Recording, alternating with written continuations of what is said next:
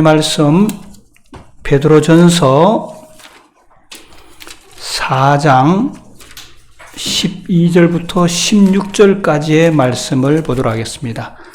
동아야, 조금 볼륨을 내리면 좋겠다. 베드로전서 4장 12절부터 16절입니다.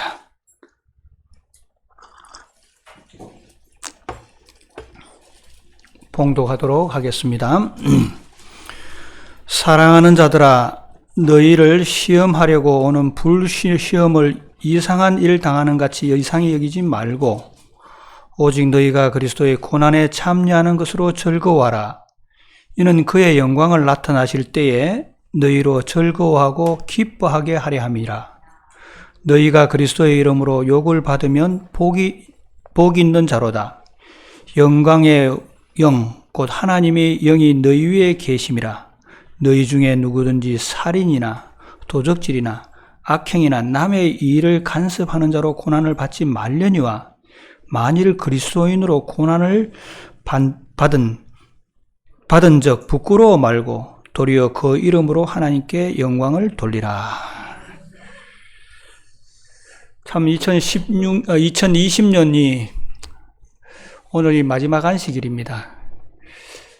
2019년도 겨울부터 이 코로나가 시작되어서 참 1년을 무거운 마음으로 보내고 있는 것 같습니다. 저도 설교를 준비하고 또 말씀을 전할 때마다 늘 밝고 좀 활기차고 희망 있는 말씀을 드려야지 하지만 그 분위기가 그러니까 그러지 못한 것 참 용서해 주시고 그렇게 못한 마음으로 서왔으며 서게 된 것을 고백하게 됩니다. 용서해 주시기를 바랍니다. 제가 이 코로나를 보내면서 올해 우리 교회 사업이 어땠는가 한번 간단하게 돌아봤을 때 옆에 있는 이 선교 달력 한번 보십시오. 시작할 때는 뭔가 날짜를 정해놓고 해보겠다 했는데 또 여기도 한번 보십시오. 이런 목표로 우리가 살아야 했으면 하는 그런 마음이었는데 여기에 있는 데로 거의 전무하게 지내내가 올해가 아닌가라는 생각이 됩니다. 제가 지난주에 내려와서 뛸까 하다가 오늘 말씀 한번 드리고 해야 되겠다. 누구의 잘못도 아니고 이 세상에 이런 코로나라는 팬데믹 때문에 이런 일들이 생긴 것에 대해서 참 가슴이 아프지 않을 수가 없습니다. 예전에 우리가 교회에서 여러 가지 행사들을 하면서 즐거웠던 일도 있었고 또 그렇지 못한 일도 있었지만서도 지금의 이런 현상들이 보면서 그래도 옛날이 좋았지 않았나 하는 생각들을 하면서 언제쯤이 그 옛날로 돌아갈 수 있을까 하는 그런 그리움이 가득한 때가 오늘이 아닌가라고 생각됩니다.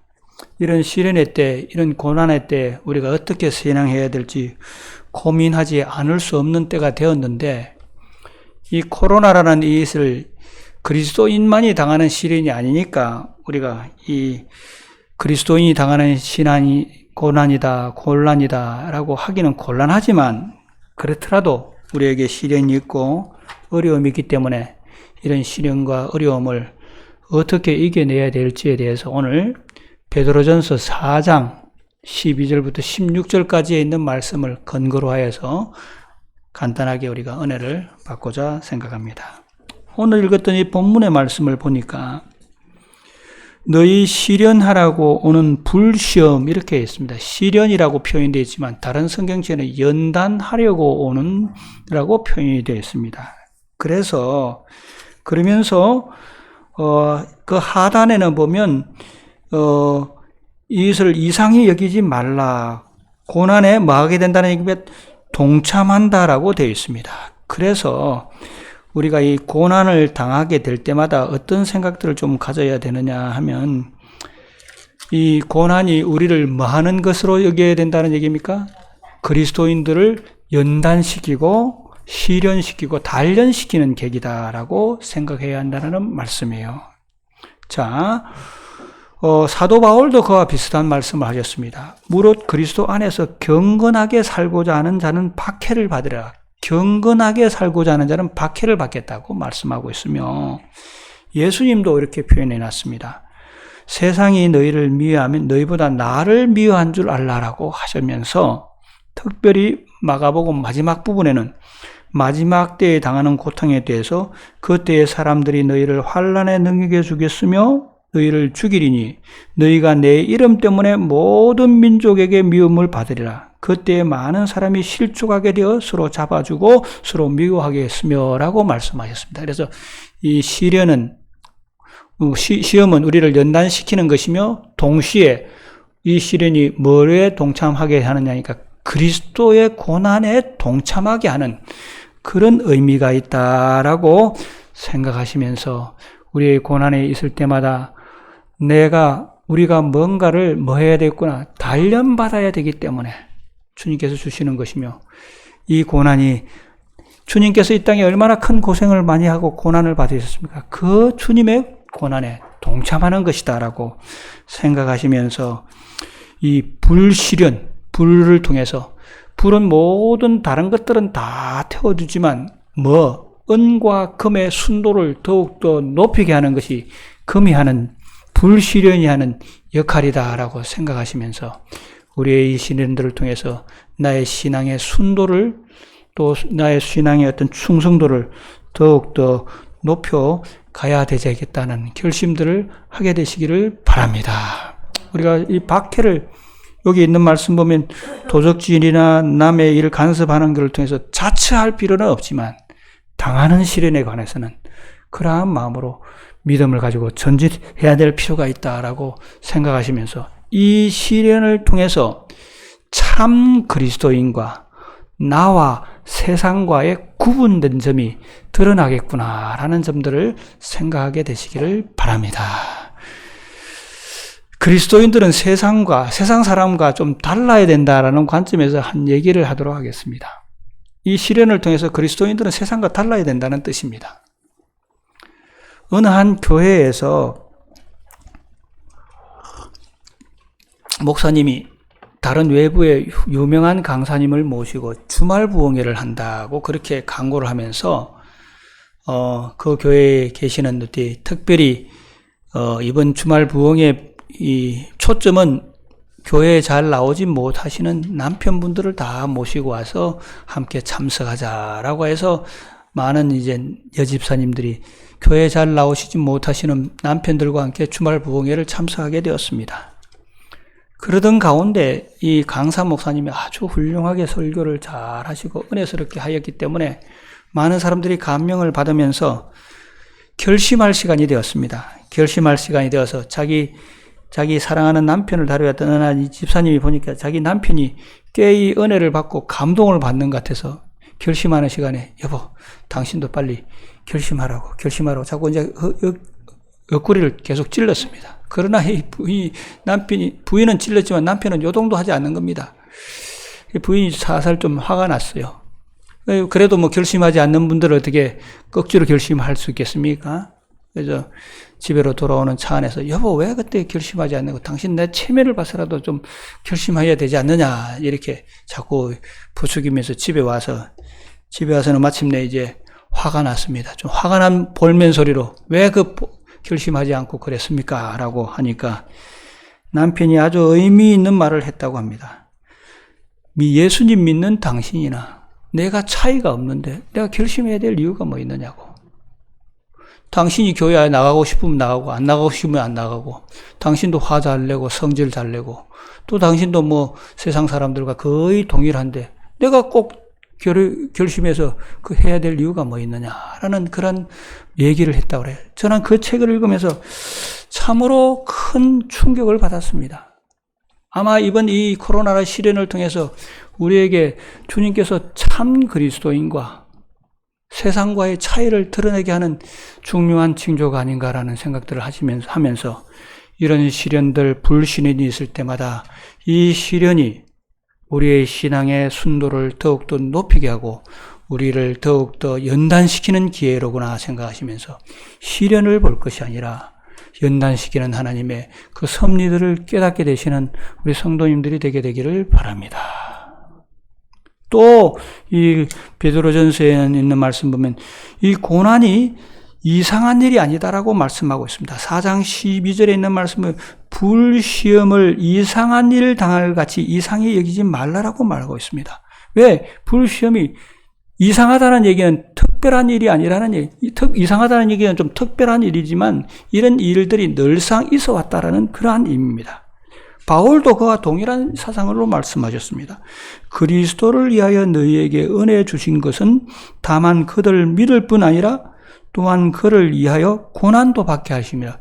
믿고 고난이 같이 있겠다는 뜻입니다. 믿음 동시에 뭐가 있다는 얘기입니까? 고난이 있다라는 뜻이에요.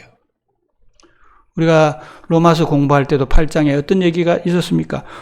우리가 그와 함께 영광을 받기 위해 뭐도 받아야 된다? 그와 함께 고난도 함께 받아야 된다는 얘기입니다. 그래서 어쩌면 그리스도인의 삶은 예수님 믿는 그 자체가 고난이면서 이 고난을 너무 이상하게 생각할 필요가 없고 확대할 필요가 없다라는 그러한 의미입니다. 우리가 당하는 이 코로나라는 시련이 우리에게는 참 이상하게 느껴지지만 이 시대적으로는 이러한 이 팬데믹이 늘 있어 왔다라는 얘기입니다. 제가 어제 우리 재모님께 말씀드렸습니다만 조그마한 책자를 하나 샀어요. 어느 한 유명한 지식인이 쓴 것 같은데 코로나 바이러스 세상 하나님은 어디에 계실까라는 책입니다. 조그마한 책이에요. 여기에 보니까 이렇게 표현이 되어 있습니다. 이 코로나 시대가 오늘만의 시대가 아니었다라는 얘기예요. 주후 165년부터 189년에는 안토니우스 역병이 있어가지고 안토니우스 역병이 무엇일까라고 지금 현대 의학자들이 생각하기를 홍역이나 천년두가 아닐까라고 추측을 한대요. 그로 말미암아 사망자가 500만이 있어요. 그 다음에 약 3세기경에 유스티아누스 역병, 키프로스 역병이라고도 하고 유스티아누스 역병이라고 하는데 그것은 쥐 동물에 있는 쥐벼룩에서 발생하여서 사람에게 옮겨진 일종의 패스트인데 그 패스트로 몇 명이 죽었는가? 2,500만 명이 죽었대요.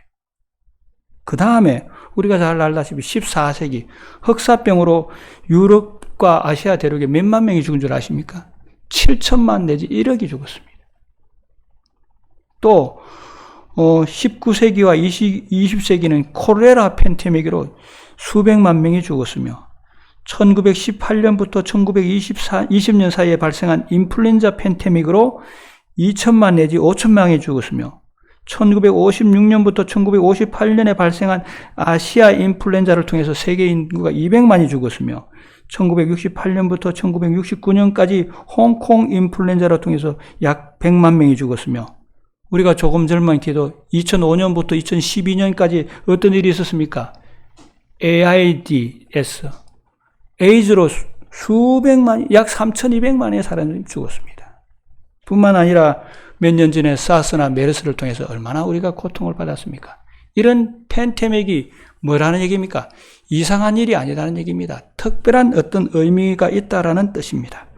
그래서 이런 팬데믹이 있을 때마다 우리가 하나님을 버리거나 하나님은 계시지 않다라고 내팽길 것이 아니라 이런 일들이 있을 때마다 일본인들은 재앙이나 쓰나미나 지진이 있을 때마다 그 재앙과 쓰나미를 다 뭐로 생각하느냐 하면 하나님께서 백성들을 깨우시기 위한 어떤 질병이다, 재앙이다라고 그렇게 생각하는 것처럼 저와 여러분께서도 이 팬데믹, 이 코로나 이 팬데믹을 통해서 늘 특별히 우리 시대만 겪는 이상한 일이라고 생각할 것이 아니라 어쩌면 하나의 순환 중에 하나일 것이라고 생각하시면서 물론 이것에 대해서 우리가 너무나 예방을 하지 않는다거나 이런 것들은 하지 않아, 잘 조심은 해야겠지만 특별히 우리만이 당하는 시련이 아니다라는 사실들을 생각하시면서 어떤 마음으로 우리가 임해야 되느냐 하니까 시편 46편 1절과 3절에 있는 말씀을 보도록 하겠습니다. 시편 46편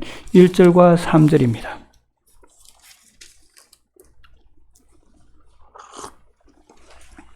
자, 1절에 있는 말씀 보면 하나님은 우리의 피난처시요 힘이시니 환난 중에 만날 큰 도움이시라. 그러므로 땅이 변하든지 산이 흔들려 바다 가운데 빠지든지 바닷물이 흉률고 뛰놀든지 그것이 넘침으로 산이 요동할지라도 우리는 두려워하지 아니하리라는 믿음을 가지고 하나님을 잘 의존하게 되시고 예수 그리스도를 의지하는데 믿는 일에 결코 우리의 신앙들을 맞이하시고 양보하지 마시고 주님 피난처 아래서 잘 이 고난들을 이겨내시는 우리 성도님들 되시기를 바랍니다. 참 재미나는 것은요, 이 책에서요, 2세기 안토니우스 역병을 통해서 로마 인구들이 그렇게 많이 죽었는데 약 4분의 1 가량이 그 병에 걸려서 죽었는데 뭐라고 기록되어 있느니까 기독교가 확산되는 계기가 되었다. 병 때문에. 이해가 되십니까? 또 3세기 키프루스 유행병 때는 기독교가 폭발적으로 성장하는 촉진제가 되었다고 합니다. 왜 그렇겠습니까? 저는 이런 역병의 때에 그리스도인들이 무릎을 꿇고 주님 앞에 기도했던 그 기도의 힘이 아니었나라고 생각이 됩니다. 이러할 때 우리의 피난처는 세상 것이 아니라 우리가 뭐 질병을 잘 예방하고 조치하는 것도 필요하지만 피난처는 어디에 있다는 것, 예수님께 있다라고 예수님께 매어달리는 것이 더욱더 큰 우리에게 힘이 된다라는 단면적인 증거라고 생각하시면서 이상한 일이 아니라 주님께서 우리에게 주시는, 어쩌면 주님이 오실 때가 가까운 이때에 7채 인도 떨어지고 일곱 나팔도 부러지고 또 7교회의 마지막 교회이고 세쟁투의 마지막 쟁투에 있어서 우리가 당연한 시험이다라고 생각하시면서 더욱더 주님을 의지하게 되시는, 또 의지해야겠다는 결심들을 새롭게 하는 계기가 되었으면 하는 바람입니다. 그러면서 우리가 당하는 이 이상한 일이 아니기 때문에 이 고난을 어떠한 자세로 임해야 되는가? 오늘 읽었던 베드로의 전서에 있는 말씀 보면 이 고난 속에서 즐거워하면서 지내라고 말하고 있습니다. 베드로전서 4장 12절에 오직 너희가 그리스도의 고난에 참여하는 것으로 뭐하라 그랬습니까? 즐거워하라. 이 고난에 있을 때 즐거워하라는 말씀입니다. 우리 주님께서도 어떻게 말씀하셨느냐 하면 누가복음에 있는 말씀을 하나 보도록 하겠습니다. 누가복음 6장 23절 24절 보겠습니다. 누가복음 6장 23절 24절 인자를 인하여 사람들이 너희를 미워하며 멀리하고 욕하고 너희 이름을 악하다 하여 버릴 때에는 너희에게 복이 있도다. 그날에 기뻐하고 뛰놀라. 하늘에서 너희 상이 큼이니라. 너희 조상들이 선지자들에게 이와 같이 하였느니라. 우리가 고난 받을 때 주님께서는 어떻게 하라고 표현해 놨어요? 기뻐하고 뛰놀라고 그랬어요. 사도 바울도 베드로도 고난에 참여하는 것으로 즐거워하라 그랬는데 주님께서는 한 수 더해서 기뻐하고 뛰놀라고 하셨습니다. 왜 우리가 이 고난 당했을 때 기뻐하고 뛰놀 수 있느냐 하면 베드로는 이렇게 말해요. 너희가 그리스도의 이름으로 욕을 받으면 영광의 영 곧 하나님의 영이 너희 위에 계심으로 기뻐요. 우리가 고난 받으면 누가 우리와 함께 한다는 얘기입니까? 영광의 영, 하나님의 영이 우리와 함께 계시기 때문에 기뻐해야 된다는 거예요. 아마 우리가 이 코로나라는 이 시련을 통해서 신앙을 지키고 또 어려운 가운데 교회에 출석하고 하는 이런 일들을 할 때 누가 우리와 함께 하셨다는 뜻이에요? 영광의 영, 하나님이 우리와 함께 하셨다라는 의미입니다. 그렇기 때문에 뭐 하라는 얘기입니까? 기뻐하고 즐거워하라는 뜻이에요. 사실 다니엘서 3장에 보면 느부갓네살 왕이 금신상을 세우고 그 금신상에게 절하지 않는 사람들은 다 어디에 던져 넣겠다고 했습니까? 풀무불 가운데 던져 넣겠다고 하면서 풀무불 가운데 던져 넣음을 당했던 사드락과 메삭과 아벳노고 곁에 누가 있었습니까? 인자, 사람이 아닌 인자의 모습을 한 사람이 그들과 함께 거닐었는데 그들은 누구였다라고 말하고 있습니까? 예수님이었다라고 말씀하고 있습니다. 고난받는 가운데 누가 함께 하였다는 얘기입니까? 영광의 영, 하나님이 그들과 함께 하였기 때문에 즐거워할 수 있었다고 견딜 수 있었다라는 말씀이에요. 아마 우리의 곁에도 오늘 이 자리에도 우리 주님께서 함께 하셔서 우리와 함께 계신다는 것을 생각하시면서 이 고난으로 말미암아 뭐 해야 된다는 얘기입니까? 즐거워해야 한다는 말씀이에요. 스데반도 어떻게 했습니까? 스데반도 돌에 맞아 운명할 때 그가 무엇을 봤다고 말하고 있습니까? 사도행전 7장 55절에 있는 말씀 보면 하나님의 영광과 예수께서 하나님 우편에 서신 것을 보았다라고 말하고 있습니다. 그가 누구를 보았다는 영광, 하나님의 영광을 실제로 경험하였다라고 말씀하고 있습니다. 아마 이 고난 속에 우리 주님께서 우리와 함께 하신다라는 사실들을 생각하시면서 기쁜 일보다는 슬픈 일이 더 많이 보일지라도 즐거워하고 어쩌면 기뻐 뛰놀면서 이 코로나 시련을 이겨야 하겠다라는 말씀입니다. 또 말씀하기를 하나님께 가장 큰 영광을 돌릴 수 있는 것은 그리스도인으로서 고난을 통과해야지만 하나님께 영광을 돌릴 수 있다. 고난 없는 그리스도인의 삶은 없다라는 뜻입니다. 또 말씀하시기를 하나님의 영광이 나타날 때 우리에게 주어질 축복이 너무 크다라고 말씀하고 있습니다. 오늘도 있는 말씀 보면 그 영광에 나타나실 때 너희로 즐거워하게 함이라. 주님께서 나타나실 때 우리가 즐겁게 하겠다고 말씀하셨으며 로마서 8장 18절에 있는 말씀 보면 현재의 고난은 장차 우리에게 나타날 영광과 좋게 비교할 수 없다라고 말씀하셨습니다. 우리의 당하는 이 고난이 장차 주님으로부터 얻는 그 영광과는 뭐하지 못한다는 건 비교가 안 되기 때문에 뭐 하라고 살라고 하고 말씀하고 있습니까? 고난이 있을 때마다 기뻐하고 즐거워하면서 살으라고 말씀하고 있습니다. 오늘의 고난 속에서 기뻐하고 즐거워할 조건들을 저와 여러분이 많이 찾아보게 되시기를 바랍니다. 등산을 해보시면 여러분 경험하셨으리라고 생각됩니다. 물론 등산을 할 때 우리나라 같은 산들이야 작은 산이니까 이 앉아서 도봉산 혹은 백두산은 아닙니다만 한라산도 정상을 볼 수 있습니다. 지리산도 정상을 볼 수 있습니다. 그러나 높은 고산은 밑에서 결코 정상을 볼 수가 없어요. 어디까지 가야 되니까 정상까지 가야지만 높은 곳을 볼 수 있습니다. 그 정상까지 가기 위해서는 어떤 말이니까 참으로 힘들고 고난스럽습니다. 그러나 정상에 우뚝 서보면 야, 내가 이 정상까지 오려고 참 이렇게 고생했구나 하는 것들을 다 그런 것들이 사라질 정도로 희열과 기쁨을 느끼는 듯이 오늘의 이 고난 속에서 우리가 뭐를 바라보면서 앞으로 우리에게 주님께서 우리를 위해서 예비하신 그 영광을 바라보면서 즐거워하고 기뻐하고 어쩌면 주님께서 말씀하시겠던 것처럼 기뻐 뛰놀면서 우리가 살아가심으로 말미암아 이 고난으로 생각하지 않게 되시는 우리 성도님들 되시기를 바랍니다. 저는 오늘 좀 얘기를 좀 많이 하려고 마음 먹고 있습니다. 저는 이 코로나 시대에 적합한 한 예화가 있어서 하나 말씀을 드리도록 하겠습니다. 실제로 있었던 얘기입니다. 소련의 한 철도청에서 일하는 한 젊은이가 열차가 어떤 열차였냐니까 냉장 시설이 되어 있는 열차를 수리를 하다가 냉장고죠. 그러니까 냉장고 내부를 수리하다가 어떤 일을 당했느냐니까 문이 콱 닫히는 바람에 그 문은 안에서는 열 수 없고 밖에서 누군가가 열어줘야 되는데 안에서 확 닫히는 바람에 그분이 어디에 갇히게 되니까 냉장고 안에 갇히게 된 겁니다.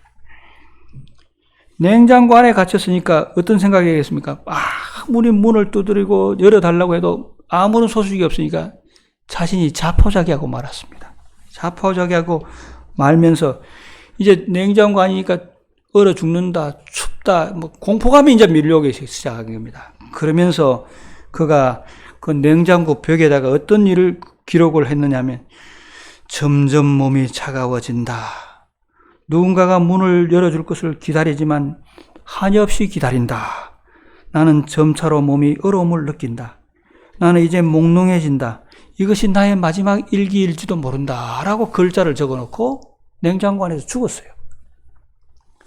그리고 한 2, 3일이 지난 다음에 우연히 다른 사람이 지나가다가 냉장고 문을 열어보니까 한 사람이 죽어 있는 겁니다. 죽어 있는데 벽에 이런 글자가 적혀 있는. 그런데 놀라운 것은 그 냉장차가 오래전에 고장이 나서 공기도 잘 통하고 그 냉장고의 안에 온도는 몇 도였니까 섭씨 13도에 불과해요. 오늘날로 보면 13도입니다. 13도면 어느 정도 되겠습니까? 그렇게 추워서 죽을 아무런 이유가 없었는데 이 노동자가 생각하기를 나는 어디에 갇혔으니까? 냉장고에 갇혔으니까 이제는 얼어 죽는구나 생각하고 그 생각 때문에 그 사람이 얼어 죽었다라는 그런 실화의 얘기를 읽으면서 여러분, 이 코로나라는 이 현실이 우리를 너무나 많은 경우에서 위태롭게 했습니다. 아까도 설명했지만 시대적으로 더 지내오는 여러 가지 질병 중에 하나라고 생각한다고 합니다. 우리가 그렇게 두려워해야 될 이유가 있을까 하는 쾌조전을 갖게 합니다. 세계 여러 의학자들은 얘기하기를 코로나보다 더 무서운 병이 있다고 합니다. 뭔 줄 아세요? 감기예요, 감기. 감기는 그 어떤 약도 치료제가 아닙니다. 그러나 우리는 감기는 아무것도 생각하지 않습니다. 물론 제가 이 코로나를 대담하게 나가서 5인 이상 모이는 집회에서 나가라 이런 얘기가 하는 것이 아니라 우리의 마음 자세를 좀 달리 하시면서 이 코로나가 시련이고 고난인 건 사실이지만 베드로 선생님의 권면들처럼 우리를 연단시키는 기회가 될 것이며 우리에게는 어쩌면 당연한 것 중에 하나일 것이며 이러한 조건들 속에서 즐거워하고 감사할 조건이 없는가라고 생각하시면서 즐거워하고 감사할 조건들을 찾게 되시는 우리 성도님들 되시기를 바랍니다. 저는 지난 1년 동안 우리 교회가 즐거워하고 감사할 조건들이 많이 있었다고 생각이 됩니다. 빠짐없이 교회에 오신 분들도 계셨고 또 교회에 오셔서 어떤 경우에서는 음악을 연주하시는 분이 늦게까지 음악을 연주하시고 또 손세정제를 만들어서 또 잼을 만들어서 또 차를 만들어서 그 어려운 가운데서 우리가 김장도 하게 되었고 또 잠깐이지만 야외에 갔다 오기도 하고 이런 것도 우리가 할 수 있었던 좋은 일들 중에 하나였다라고 생각됩니다. 아무리 어렵더라도 우리의 마음 먹기에 따라서 이 고난이 시련이 될 수도 있고 또 다른 조건이 될 수 있다라는 또 우리의 선교의 동력이 될 수 있다는 사실들을 생각하시면서 즐거운 일들을 많이 찾게 되시는 우리 성도님들 되시기를 바랍니다. 한 얘기를 하고 마치도록 하겠습니다. 1990년 프랑스의 미남 장 도미니크 보비라는 사람이 있었습니다. 이 사람은 프랑스의 타고난 미남이었으며 여성 잡지 에르라는 잡지의 편집장으로서 일을 하면서 잘생긴 외모에 화려한 언변으로 프랑스 세계를 사로잡고 있던 남자였습니다. 근데 그 남자가 43세 되던 해에 뇌졸중으로 쓰러져서 가까스로 3주 만에 살아나게 되었습니다. 3주 만에 살아났는데 어떤 신드롬에 들리게 되니까 락드인 신드롬에 걸려서 모든 근육체는 다 움직이지 못하고 딱 움직이는 근육체는 왼쪽 눈을 깜빡일 수 있는 이거 하나만 움직이고 다 움직일 수 없는 정신은 몽롱한데 얼마나 답답한 삶을 살았겠습니까? 정신은 잘 살아있는데 몸은 하나도 움직일 수 없는 겁니다. 아마 사실 이런 병은 저희 친구 중에 하나도 이분 병에 걸렸다가 구사일생으로 나았습니다. 자, 그런데 이 분이 이 눈 깜빡이는 이것을 통해서 글을 쓰기 시작한 겁니다. 어떨 때는 아내와 앉아서 한 문장을 쓰는데 하루 종일 걸리면서 A, B 해서 문장을 쓰면서 글을 쓰기 시작했습니다. 그래서 나온 책이 어떤 책이었냐니까 잠수종과 나비라는 책이 나와서 베스트셀러가 되었습니다. 그 책에서 이런 글이 있다고 합니다. 끊임없이 입속에 과다하게 고이다 못해 입 밖으로 흘러내리는 침을 정상적으로 삼킬 수 있다면 세상에서 가장 행복한 사람이 될 것이다. 끊임없이 입에서 침이 계속 나오지 않습니까? 그것을 흘러내리는 침을 정상적으로 아마 근육이 자라니까 침이 계속 그걸 정상적으로 넘길 수만 있다면 세상에서 가장 행복한 사람이 될 것이다라고 고백을 했어요. 그만큼 자신이 가진 것에 대해서 과거에는 몰랐지만 아프니까 고마움을 느꼈다라는 말씀이에요. 여러분이 잘 알다시피 이지선 양 아시죠? 언제 제가 한번 동영상 한번 보여드릴까 마음 먹고 있습니다만 그분의 사진을 보면 제가 그 분의 사진을 보고 깜짝 놀랐습니다. 사람의 얼굴이 이렇게 생길 수 있을까 하는 정도로 흉악한 얼굴이에요. 그러나 교통사고가 나기 전의 인물을 보면 이렇게 예쁜 사람이었을까라고 할 정도로 예쁜 사람이에요. 근데 그분이 교통사고가 나서 온몸이 화상이 나서 얼굴이 완전히 이그러졌습니다. 그러면서 그가 어떤 말을 했느냐면, 화상으로 눈썹이 사라지고 나니 하나님의 솜씨는 대단한 것을 알았습니다. 눈썹 때문에 이마에서 흐르는 땀이 눈으로 들어가지 아니고 이것이 뭐가 되어서 천장이 되어서 역할이 되어서 눈썹의 눈물들이 다 밖으로 흐르게 하셨다라는 것을 느끼면서 눈썹 있는 것이 감사하다라고 고백하신 글을 제가 읽었습니다. 여러분, 제가 오늘 이렇게 여러 가지 얘기를 한 것은 참으로 저와 여러분이 어려운 한 해를 보냈습니다. 그렇지만서도 이 어려운 환경이 어쩌면 이상한 것 중에 하나가 아니라 일상적인 일들 중에 하나였다라고 다시 한번 생각하면서 우리에게 연단시키는 하나님의 기회였다라고 생각하시면서 이 가운데 감사하고 즐거워한 조건들을 우리가 찾게 되시기를 바랍니다. 개인적으로도 교회적으로도 이 환경을 탓하기보다는 이 환경을 탓해서 냉장고 속에서 얼어 죽은 그런 남자가 되기보다는 이 환경 속에서 우리가 감사함으로써 주님을 위해서, 교회를 위해서, 나 스스로를 위해서 할 수 있는 일이 무엇이었는가, 무엇이 있을까라고 다시 한번 생각하면서 이 주일을 보내고 새로운 2021년도에도 비슷한 현상에서 우리가 새로운 2021년을 보내더라도 이 가운데서 우리가 할 수 있는 일들을 생각하면서 즐거운 마음으로, 감사한 마음으로 새해를 맞게 되시고 희망차게 우리가 새해를 준비하게 되시는 우리 모든 성도님들이 되게 되시기를 바라면서 오늘 말씀을 마치도록 하겠습니다.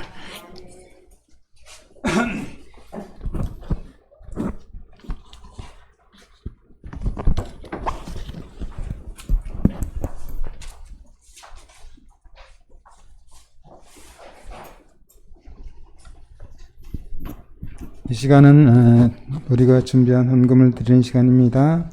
그리스도께서 너희를 사랑하신 것 같이 너희도 서로 사랑한 가운데 행하라. 그는 우리를 위하여 자신을 버리사 향기로운 제물과 희생 제물로 하나님께 드렸느니라. 이제 준비하신 헌금 드리시겠습니다.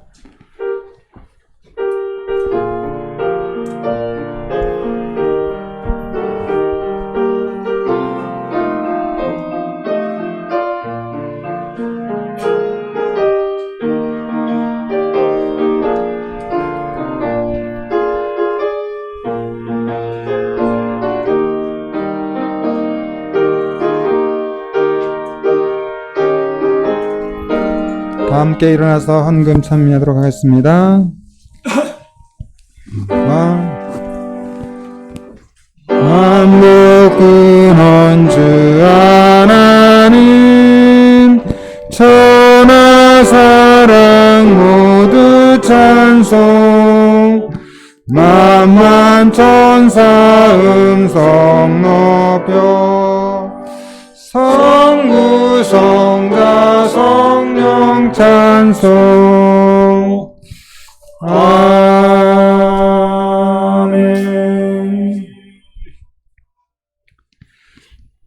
하늘에 계신 아버지 하나님, 또 저희를 사랑해 주셔서 또 아버지께 헌물을 드릴 수 있도록 저희를 축복해 주셔서 감사합니다. 또 이 헌물로 인하여 주의 오시는 그날이 그 사업에 속히 잘 쓰여질 수 있도록 도와주시고 또 저희 모든 성도님들의 가정을 축복해 주셨기를 간절히 바랍니다.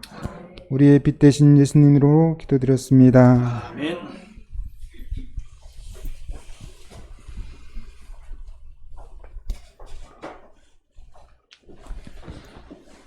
마치는 찬미는 505장 나의 갈 길 다 가도록입니다. 찬미의 우리 목사님께서 기도 인도하시겠습니다.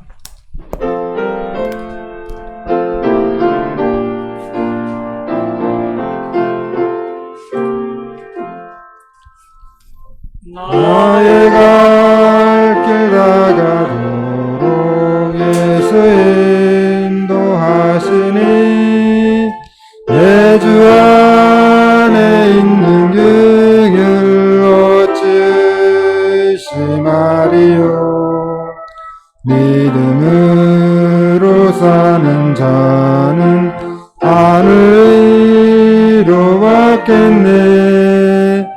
무슨 일을 만나든지 만사 형통하리라. 무슨 일을 만나든지 만사 형통하리라. 나의 갈 길 다가도록 예수 인도하시니 모든 시련 당할 때에 족한 은혜 주시네. 나는 심히 피곤하고 영혼 매우 가라되 나의 앞에 반석에서 샘물 나게 하시네. 나의 앞에 반석에서 샘물 나게 하시네. 나의 갈 길 다가도록 예수 인도하시니 그의 사랑 어찌 큰지 말로 할 수 없도다. 성령 감화 받은 영혼 하늘 날아갈 때에 영영토록 찬송 제목 예수 인도하셨네. 영영토록 찬송 제목 예수 인도하셨네.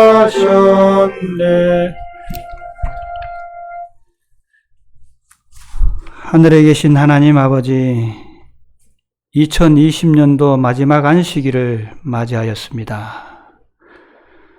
참으로 이 마지막 안식일이 어떠한 형편에서 올까 저희들이 노심초사 기다렸지만 여러 가지 질병의 팬데믹으로 우리의 마음을 무겁게 하는 가운데 안식일을 보내게 됩니다.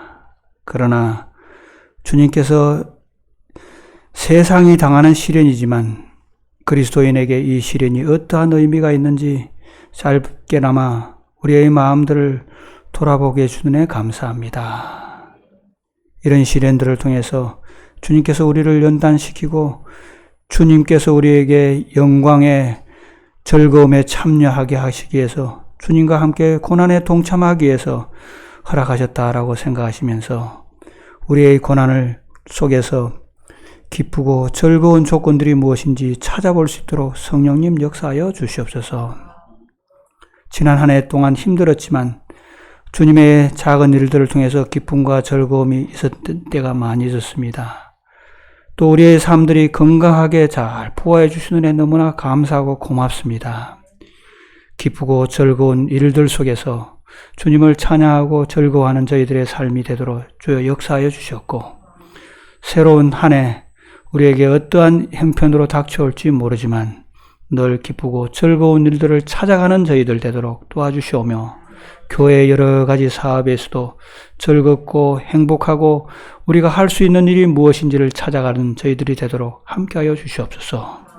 이 코로나로 얼어 죽는 사람들이 아니라 코로나 속에서 우리가 주님과 함께 할 수 있는 일이 무엇인지 찾아가는 저희들 되도록 성령님 함께하여 주시옵기를 바라오며, 새로운 한 주를 살아갈 때 세상에 여러 같지 않은 일들이 있을지라도 우리의 피난처는 하나님이심을 생각하면서 하나님의 보호 아래서 살아가는 저희들 되도록 함께하여 주시옵기를 바라오며, 머리 숙인 우리 모든 성도님들의 각 가정들마다 하나님의 크신 은혜와 예수 그리스도의 무궁하신 사랑과 성령의 끝없는 교통하심이 영원토록 우리와 함께하여 주시옵기를 예수님 이름으로 간절히 축원하옵니다.